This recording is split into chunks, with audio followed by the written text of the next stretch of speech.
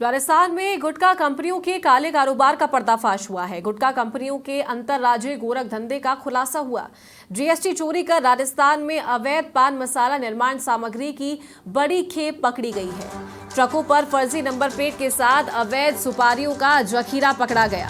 पान मसाला, गुटखा, तंबाकू निर्माण कंपनियों को ये सप्लाई किया जा रहा था। वाणिज्यिक कर विभाग ने फर्जी नंबर प्लेट लगे 4 ट्रकों को जब्त किया। चारों ट्रकों में गुटखा निर्माता कंपनियों की सुपारी भरी हुई थी। जब्त की गई सुपारियों का बाजार मूल्य 5 करोड़ रुपए से ज्यादा है। दक्षिण भारत के राज्यों से चोरी छुपे अवैध कारोबार चल रहा था। प्रत्येक ट्रक से 10 से 15 फर्जी नंबर प्लेट जब्त की गई है। बिना बिलों के अवैध तरीके से सुपारियों का परिवहन किया जा रहा था। तेलंगाना और कर्नाटक से फर्जी फर्मों के नाम पर अवैध कारोबार चल रहा था। वाणिज्यिक कर मुख्य आयुक्त कुमार पाल गौतम के निर्देश पर जांच की गई। वाणिज्यिक कर एनफोर्समेंट विंग ने सवाई माधोपुर से सभी गाड़ियां जब्त की है। देश में गुटखा माफियाओं के बड़े नेक्सस का पर्दाफाश हो सकता है।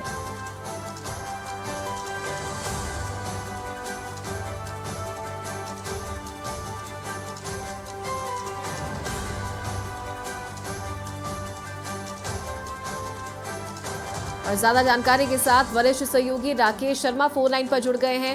राकेश, राजस्थान में गुटखा कंपनियों के काले कारोबार का पर्दाफाश हुआ और गंभीर बात यह है कि इनके पास से 10 से 15 फर्जी नंबर प्लेट मिले हैं। किस तरीके से इनपुट मिला था टीम को और कैसे ये कार्रवाई की गई? बिल्कुल, देखिए, जिस तरीके से राजस्थान में गुटखा माफिया बेलगाम हो गया है। अभी हाल ही में वाणिज्य कर विभाग ने जो एक राज विलास पान मसाला कंपनी पर जब छापे मारे थे तो 1500 करोड़ की ज्यादा की जीएसटी चोरी पकड़ी थी। और उसमें सबसे बड़ी चौंकाने वाली बात यह थी कि वहां पर जो है सिंथेटिक जो कत्थे के साथ साथ बहुत बड़े पैमाने पर एक केमिकल मिला था, कैम्बियर, जिसको मिलाया जा रहा था। अब जो 4 ट्रक सुपारी, और ये सुपारी जिस तरीके से लाई जा रही थी, ये बेहद चौंकाने वाली बात है राज्य सरकार के लिए और केंद्र सरकार के लिए भी, क्योंकि एक गाड़ी में लगभग 15 अलग अलग नंबर प्लेटें, यानी जिस राज्य से, जिस इलाके से वो गाड़ी गुजरती है वहां नंबर प्लेट बदल दी जाती है, ताकि ये जो गुटखा माफिया है, ये जो गुटखा निर्माण या इससे संबंधित दूसरे जो प्रतिबंधित जो वस्तुएं हैं, टैक्स चोरी की बात नहीं है यहाँ पर जो प्रतिबंधित सामग्री है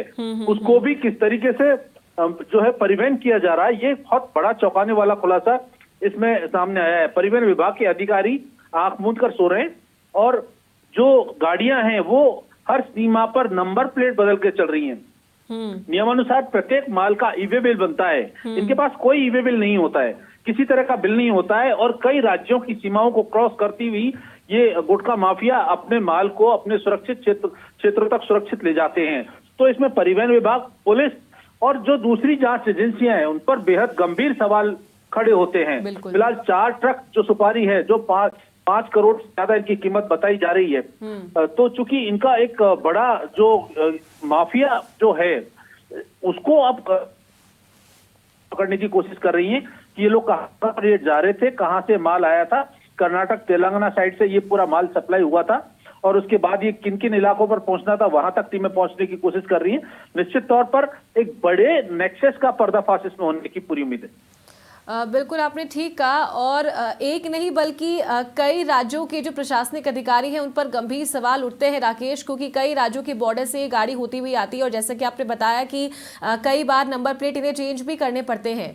तो जाहिर सी बात है कि मिली भगत से ही ये काला कारोबार चल रहा है। बिल्कुल, देखिए, राजस्थान में गुटखा निर्माण, तंबाकू निर्माण पर पूरी तरीके से सरकार ने प्रतिबंध लगा हुआ है और उसके बावजूद चूंकि यहाँ पर निर्माण जो है किस तरीके से हो रहा है, ये अब सरकार के लिए भी छुपी हुई बात नहीं है। 4 ट्रक सुपारी का राजस्थान में आना, पान मसाला निर्माण कंपनियों की इसमें मिलीभगत होना, एक जो माफिया है वो पूरा गुटखा माफिया, वो गुटखा माफिया के संरक्षण में ये फल फूल रहा है। तो अब सवाल ये उठता है कि जब राज्य सरकार ने गुटखा निर्माण पर प्रतिबंध लगा रखा है, इसकी बिक्री पर प्रतिबंध लगा रखा है, फिर ये गुटखा निर्माता कंपनियां यहाँ पर पनप कैसे रही हैं? यहाँ तमाम तरह की, चाहे विमल पान मसाला हो या फिर जो है मामा, ये अलग अलग कंपनियां हैं, दिलबाग, ये सभी कंपनियां बेखौफ हो करके यहाँ पर ना सिर्फ नियम विरुद्ध तरीके से गुटखे का निर्माण कर रही हैं, पान मसाले का निर्माण कर रही हैं, बल्कि पूरे बाजार में धड़ल्ले से ये माल बिकता हुआ नजर आता है। लेकिन जांच एजेंसियां जिनके ऊपर जिम्मेदारी है, उनकी आंखों पर ऐसा चश्मा चढ़ा हुआ है कि उन्हें ना तो बाजार में प्रतिबंधित माल बिकता हुआ दिखता है, ना उन कंपनियों के नाम दिखते हैं जिनके निर्माण से ये गुटखा जो है बेचा जा रहा है। तो अब सवाल यहाँ सिर्फ टैक्स चोरी का ही नहीं है, जो राज्य सरकार की नीति है और नियत है कि जो गुटखा एक जहर के समान, एक तरीके से जहर लोगों को परोसा जा रहा है, जिसमें गैम्बियर जैसे खतरनाक केमिकल मिलाकर के बेचे जा रहे हैं, जिसमें जो सिंथेटिक कत्था मिलाया जा रहा है, उस गुटखे को